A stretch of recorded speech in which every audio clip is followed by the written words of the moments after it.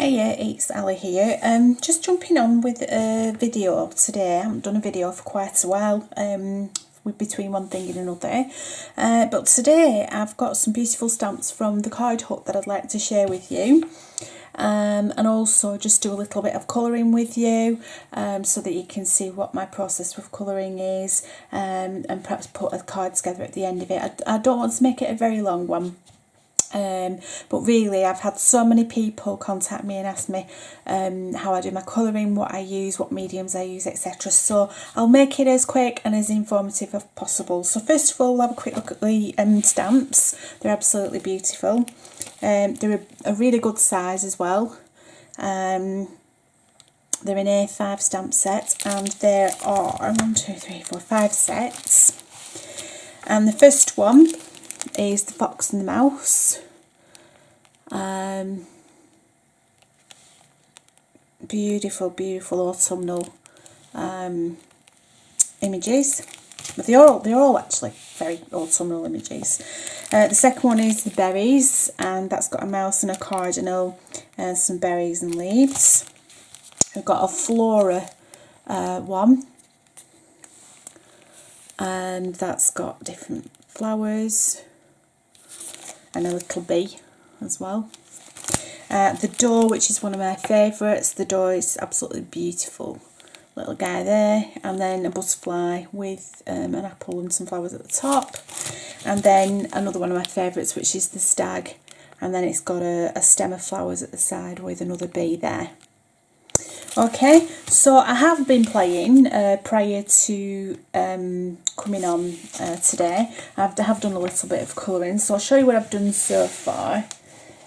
These will be getting made into cards. I have had a play with the dough.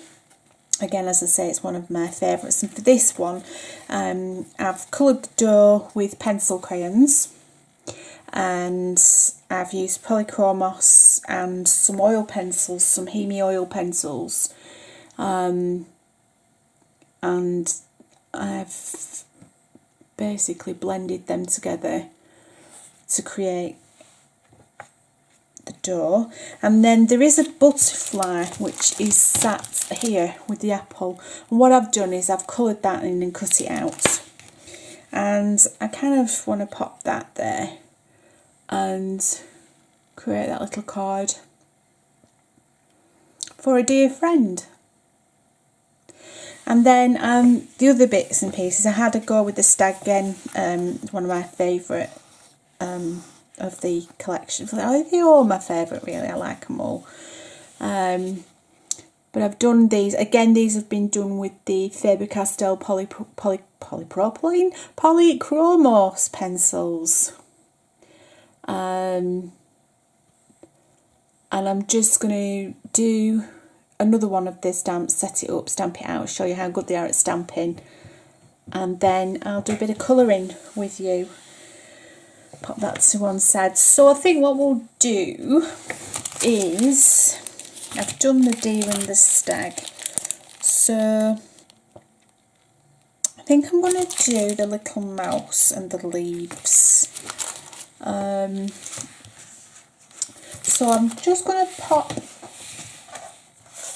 my stamping platform and stamp out that lovely little image.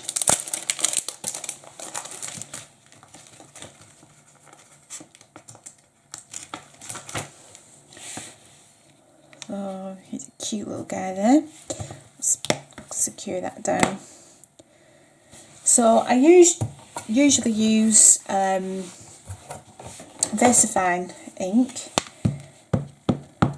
because that's my ink of choice really.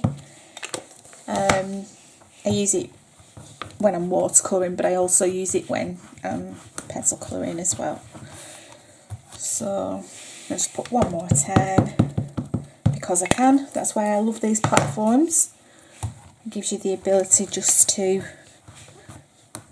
ensure it's a nice dark crisp image. And there we go, gorgeous little fella.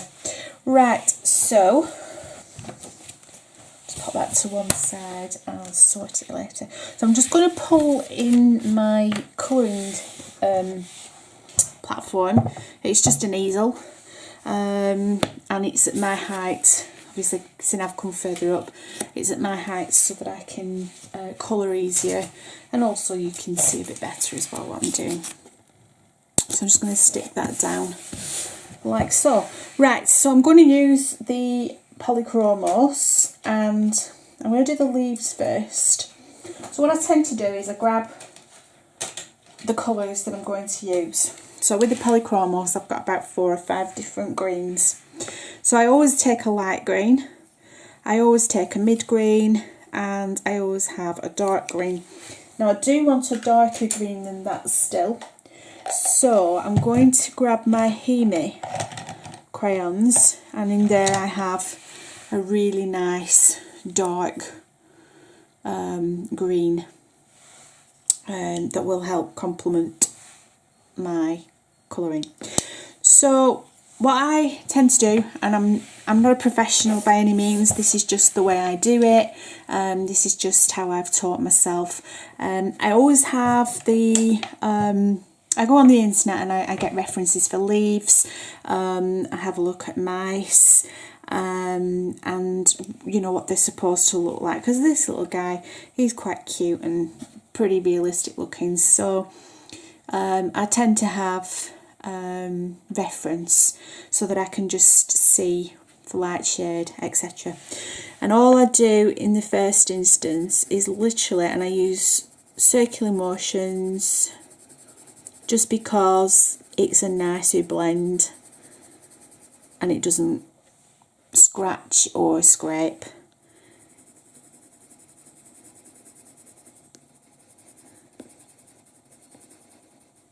Okay, and I put a base layer down, and it tends to be a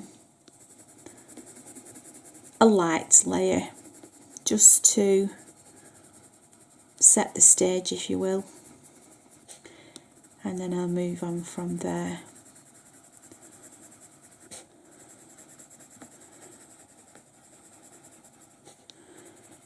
So there's no, for me, there's no technicalities, just pop a little base layer down and it's just started for 10. So that's, if you can see there, just a nice light layer. Okay, so I do exactly the same with the little mouse.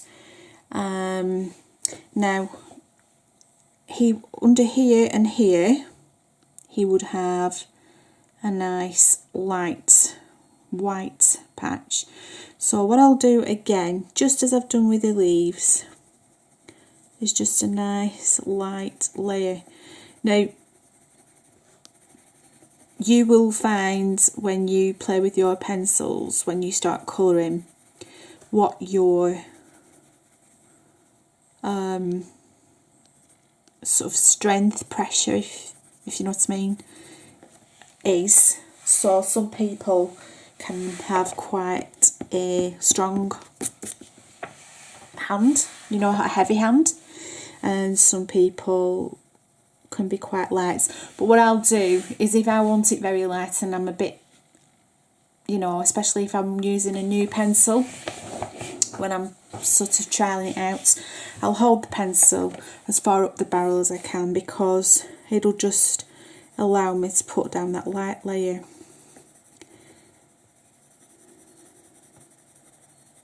In the first instance, rather than popping down. The further down you go towards your lead at the tip of the pencil, the heavier that drawing becomes. So I'm going to stick with the mouse for a second, and again I've got a light, a dark, and I'm going to find a mid brown. So we've got a light, a mid and a dark. So I'm going to identify where shadows would be, just to start off. So I always have shadows, obviously, if it's next to an item. so it's next to the leaf, you're going to have shadow from under the leaf, but also you're always going to have some shadow to the side of one side of it. So a tiny bit there, have shadow in the ear, and I'm using the light tone again, but as you can see I've moved my hand down the pencil, so I'm able to intensify even that light, so you can get a couple of shades or gradients of the colour from one shade of colour, if that makes sense. You know, I could go darker again and get another tone, so essentially you can get 3 or 4 tones out of one pencil.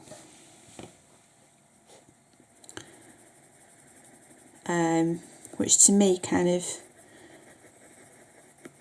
makes your pencils go further in sort of value as well, because you know the polychromos come in sort of 12, 24, 36 packs of, and if you can get a few different grades of colour out of the one pencil, you're making your pencil into 3 or 4 colours, if that makes sense. Right, so I've identified a few dark tones there. I'm going to grab the mid-tone, and then all I'm doing is going over what I've already done, just to bring in some depth.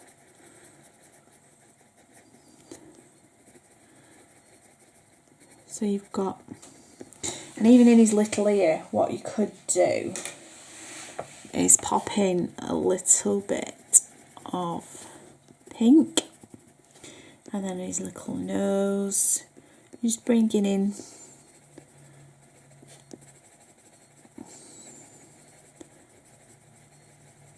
different sort of colours. Okay, so with his little eye, I am going to do it in, you've got a deep black.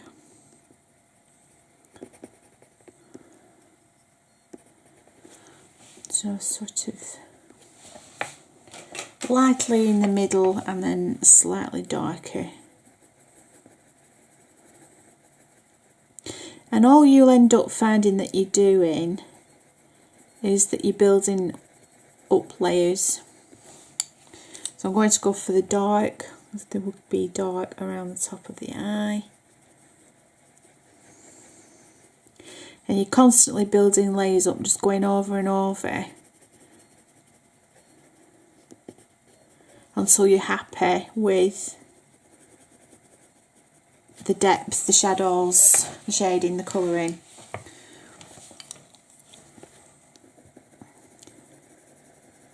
And as long as you use a light touch, you're not going to end up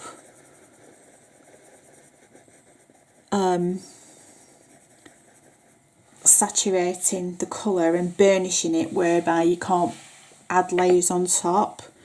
Eventually you're going to run out of the ability to layer up, because you can only do it so much before the paper won't take any more.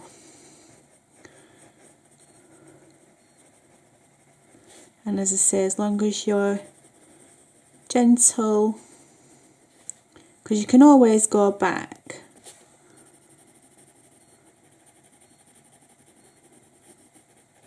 but you can't once you've burnished it, once you've really, you know, lent on it to create that depth. You can't take that away. So in certain areas as well, I'll use strokes rather than circles, like here, because you'll find your shadows are coming in this direction. So if you can scoop your work in the direction where it would look, you know, where it's naturally going to go, it does look more natural. Okay, and then I always go back in just with that light to blend it so it doesn't look like, do you see? It keeps blending and blending and blending. So I'm going to see if I can find a creamy colour, which I'm going to pop down here.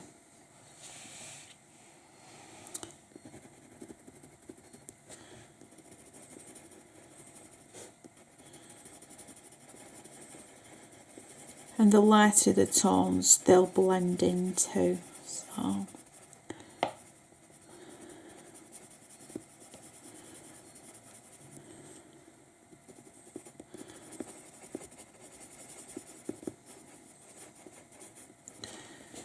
there we go.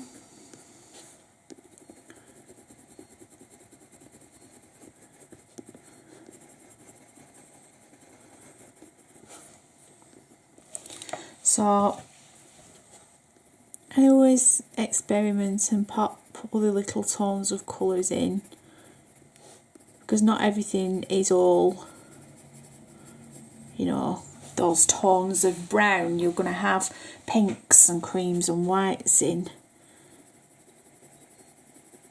and it makes it look a little bit more realistic as well.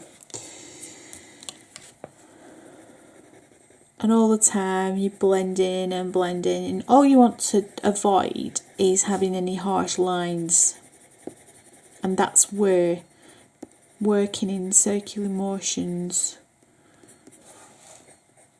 or strokes will help.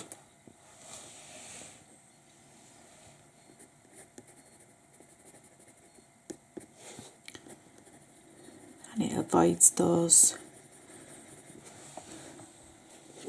So I'll just pop that up a little bit closer so you can see. Okay, so I'm going to grab my micron pen. I'm just going to make his eye a little bit darker.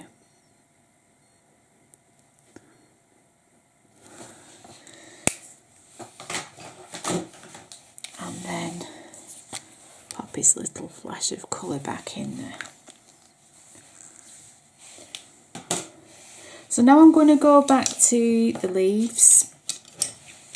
So we did the lightest colour, and then all I'm going to do, I'll also, just while I'm here, I'm just going to colour his little tail before I forget.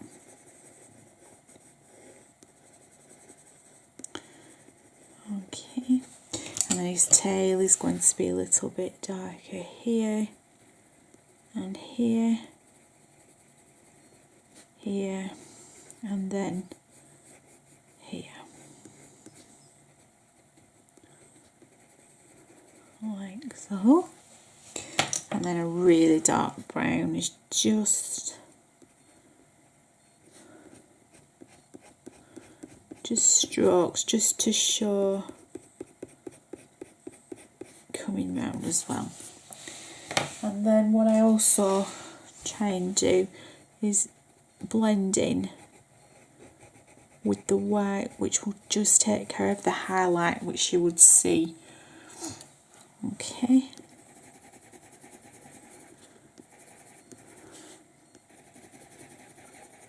There we go. So back to the leaves. So I've taken the next colour and I'll do this one. So I'm just going to work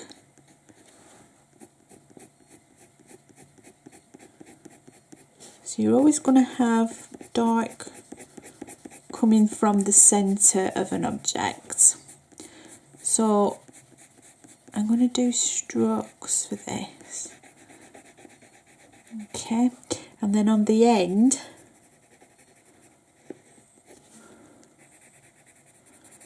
just to bring that in, because you will have edges. Okay.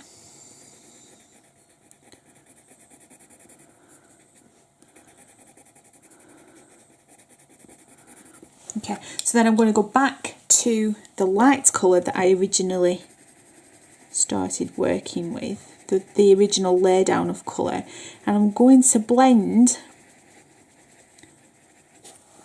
where I have put the strokes in. I'm going to blend that into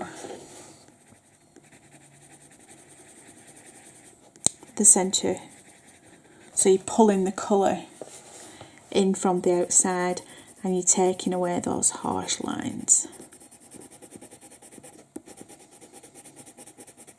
You're also introducing a natural highlight throughout that leaf as well, because there's always a highlight, and by doing the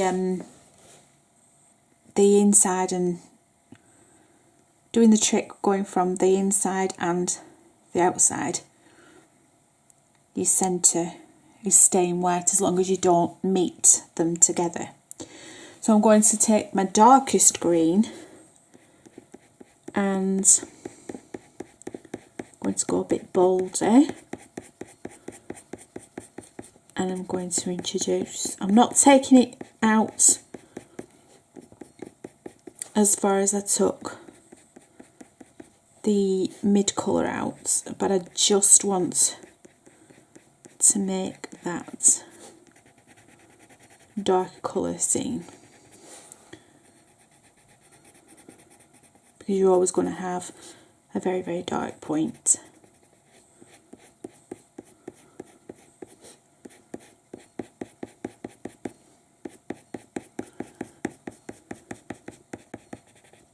Okay, and again what I'm going to do is take the mid-tone, which was this here, and I'm just going to blend that into the dark that I've just, to take that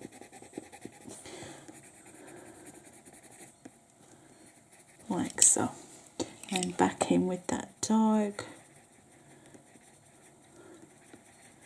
And as long as you're doing circular motions, you shouldn't have too many issues with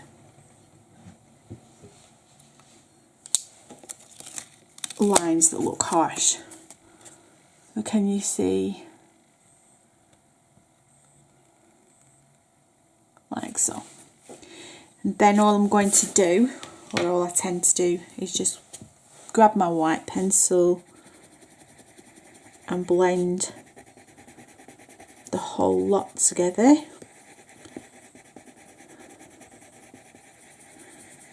And that really brings it together and closes those lines off. Like so.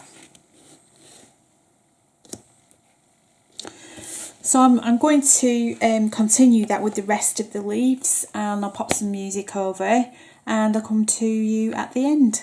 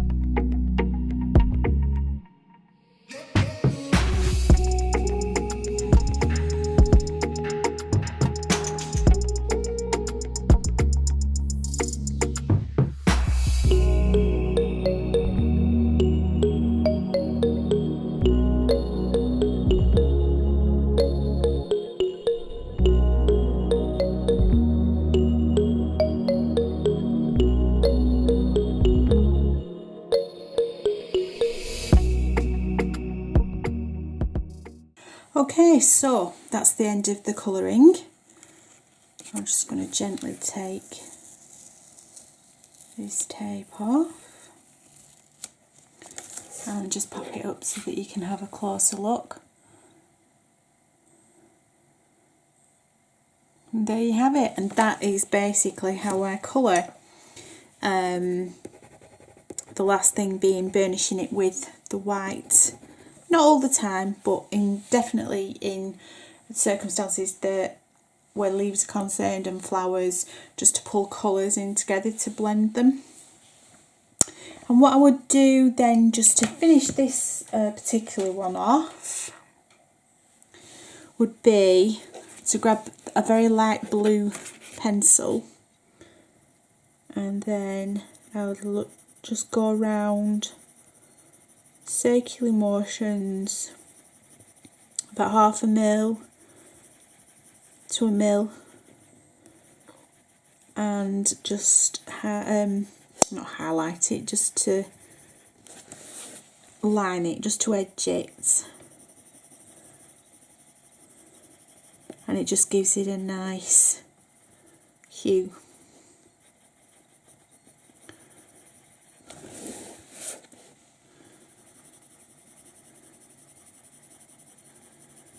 Just all the way around.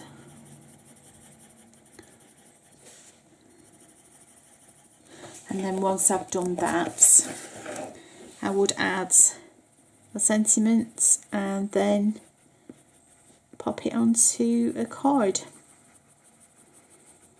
or a tag or a project or whatever it was that I was creating at the time. But you can just see how that little bit of blue just makes the image pop, rather than it being you know, just a white, sort of suspended on a white page.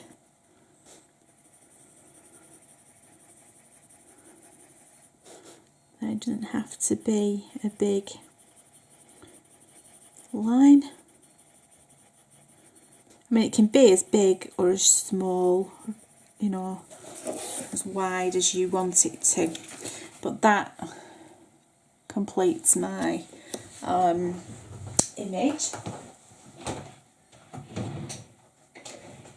Like I said then, I'm just getting a piece of paper so that I can pop it on. You can see it without the, there we go. Then I would just pop it on my project with the sentiments, and you're good to go. So I hope you enjoyed that. I will pop back doing little videos like this with other projects as much as I can. So don't forget to subscribe and follow me, tick the bell to see when I've got another video coming out. I'd really appreciate it if you had any comments, if you like you know what I'm doing with regards to showing you the colouring. If you want me to do other things, that's brilliant. Just let me know. Thanks for spending your time with me, and I'll see you soon. Bye.